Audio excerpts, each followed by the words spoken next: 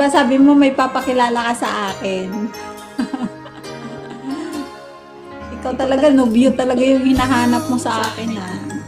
Kapatid. Aray. You're everything that I've been looking for. Be, pakita mo lang, Richelle, yung mukha mo. Si Ate Jo. Matutulog na ako. May pasok po ako bukas. Please. May asawa na daw Pinapakita ako. ko na nga ilong ko eh, oh. Tignan mo naman. Magnubyo ka na, ha ha ha.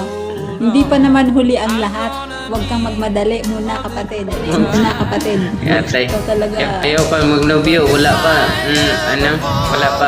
Wala pa si Miss. Wala pa si Miss. Pag ako Di mo lang na masa. Wala magnobyo. Wala lalagay ko sa magnobyo. biglaan yung hindi na miss. Hindi na siya miss. Si Jo na lang. Walang asawa sa Ate Jo.